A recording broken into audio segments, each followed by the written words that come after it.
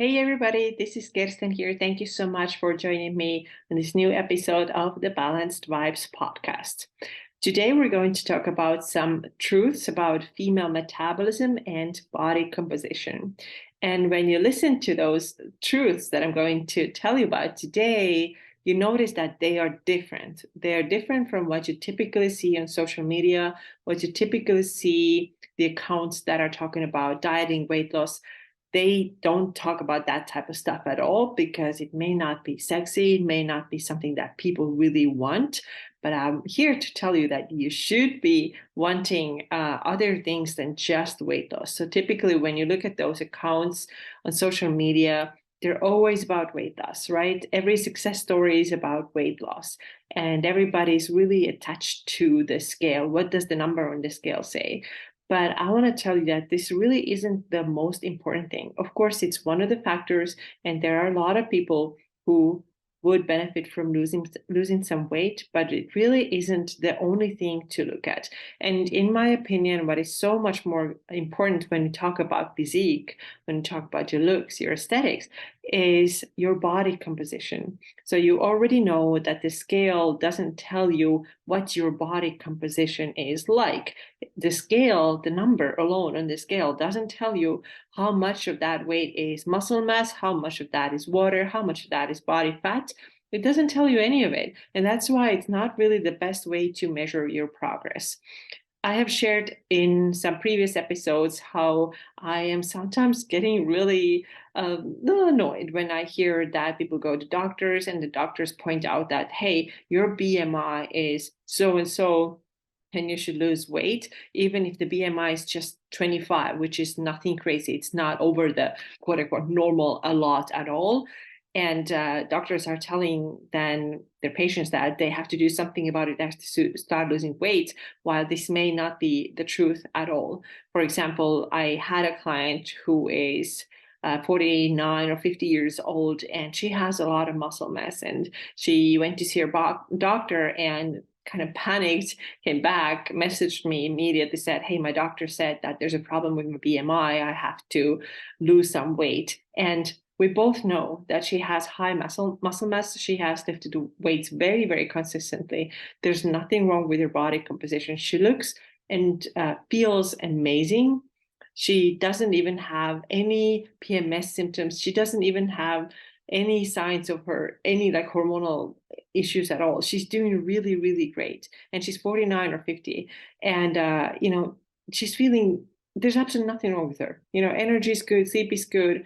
She's lifting weights 4 days a week. She's walking and she's in a good mood. Everything's fine. And now we're only looking at the number in the scale and therefore telling her that she has to do something about it. So today's episode is really about paying less attention to the scale and paying more attention to how you're feeling and how you're looking. Because let's be honest here, we do want to look good as well. I don't think there's anything bad about it. It's totally fine. I think if anybody says that I don't care how I look, I kind of doubt that this is true. I think most people do care how they look. So some of the truths about female metabolism and body composition then. The first one is that your perfect body can weigh more than what you thought it should. Okay, let me say this again. Your perfect body may weigh more than you thought it should. So typically somebody has in mind a certain number on the scale that they want to get to. Let's say this is 150 pounds and they're currently 200 pounds and they're like, I need to get those 50 pounds off. Okay, so let's talk about it. Now, let's say that you are doing all the things right? You are starting to lift weights. You are starting to track your food. You're starting to make sure that you get enough protein and fiber. You're taking care of your sleep. And a lot of the things get better. You're noticing that you're physically stronger.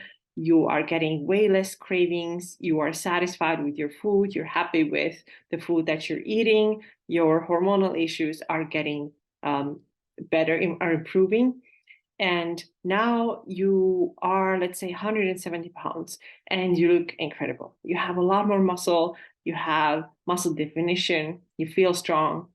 And now you are still not happy because this is not the 150 yet. Okay, so this was your goal, but what was it based on? And sometimes it was based on something that we weighed in high school.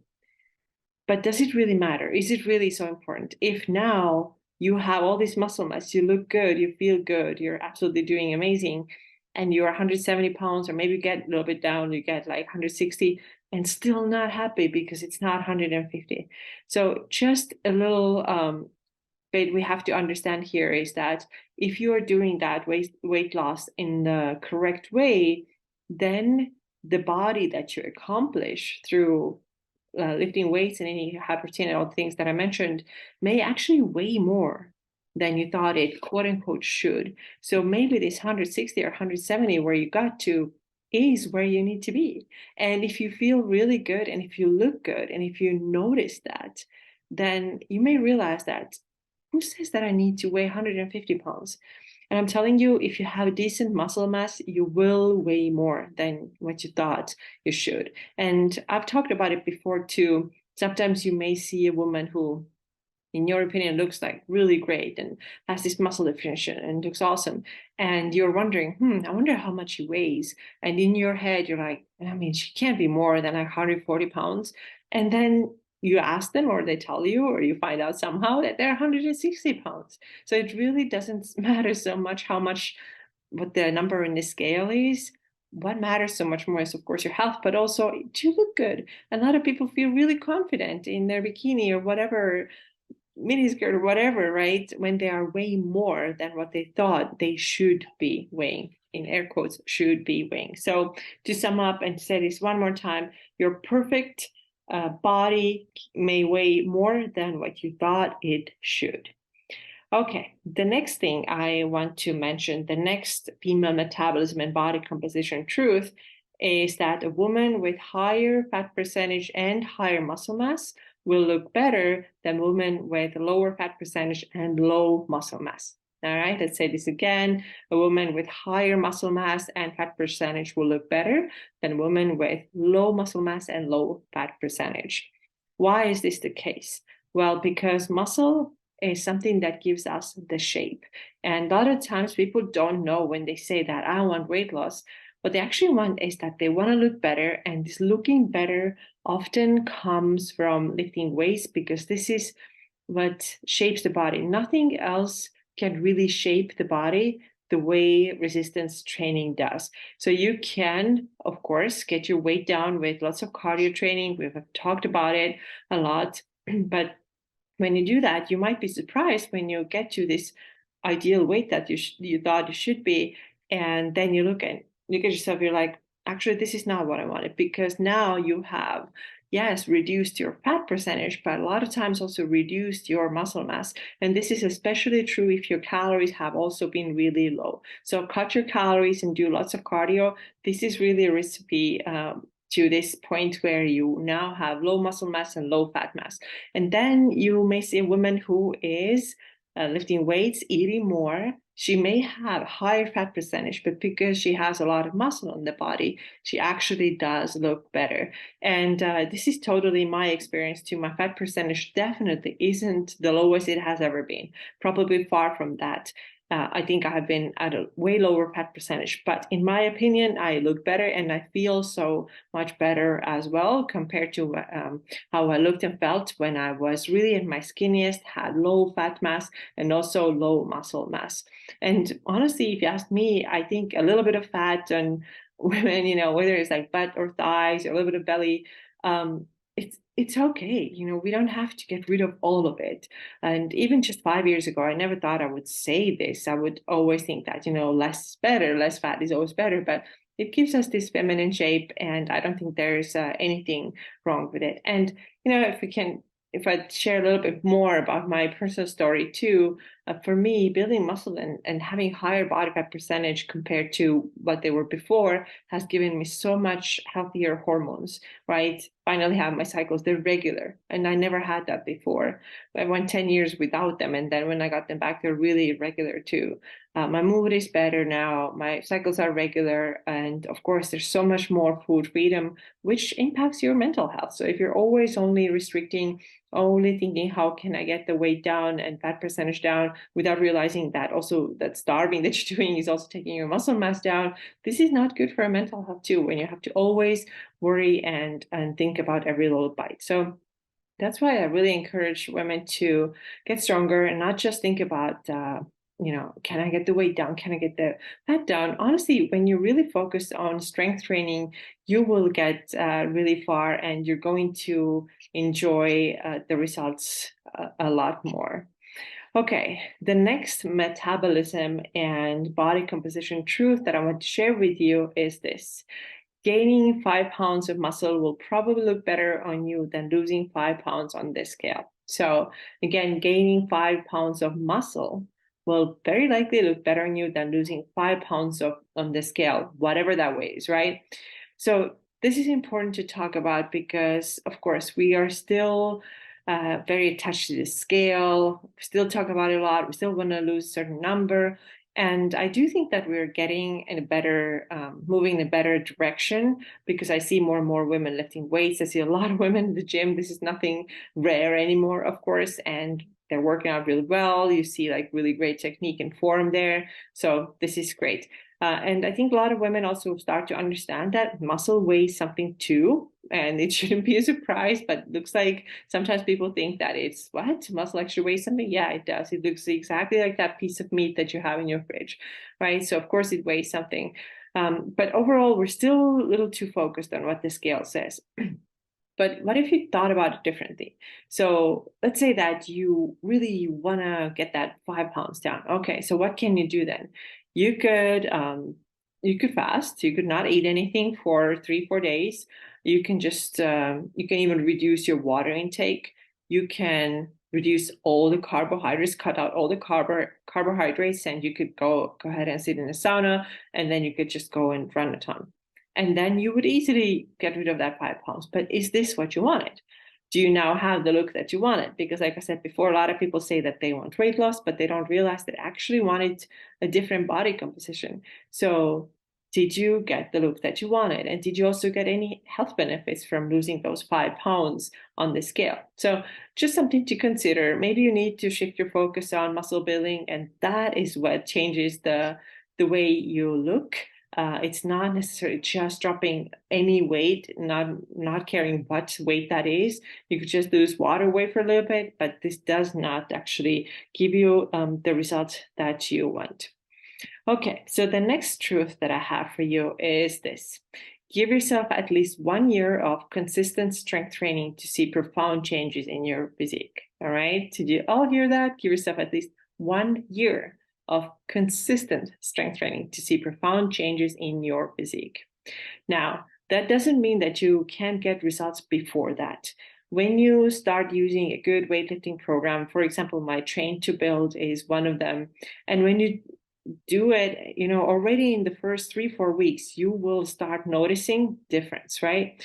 So you stay consistent, you do it week after week, you will get results. You start feeling stronger. You likely start noticing that your clothes are fitting looser about, let's say 6 to 8 weeks in, maybe sometimes even a little bit sooner. And you start seeing some changes in the mirror around the same time. But in order to get real profound changes, you need a little bit more time than that, actually quite a bit more time than that. And what we're talking about is probably around a year to tell that, okay, I'm actually seeing very noticeable difference here, right? 1 year. And during this 1 year, we have to be consistent. It can't be that I did 2 workouts this week and next week I didn't get to the gym at all. And then I did 1, and then the following week I did 3, and then I went back to 1, and then I didn't do anything for a while again. Now, this is really, really inconsistent, and it's not impossible, but it's really hard to get results like this. So what you want to do is be very consistent with about usually around 3 workouts a week, and do them for 1 year. Now, also, you cannot do just random stuff, right? So your workouts have to be structured. If you are doing a little bit of like YouTube videos, a little bit here, a little bit there, piecing things together, you get some results, right? For sure. but they are not nearly as good as they could be if you follow the really good structured workout program. And I really highly recommend that you check out my program, Train to Build. You can find it in the show notes. You can also find it in my Instagram bio if you follow me there. And this is a 12-month program. Where you get your workouts. We're using progressive overloads. You have the most important lifts in there. And this is really designed in a way that will give you a really, really great results. Okay, and the last truth about female metabolism and body composition is that every time you do a calorie restrictive diet, you will lose muscle mass. So it happens every time, especially because, of course, we need energy in order to keep that muscle on our bodies. And when we don't have enough energy, then we start losing that muscle mass, especially if we also don't do any resistance training.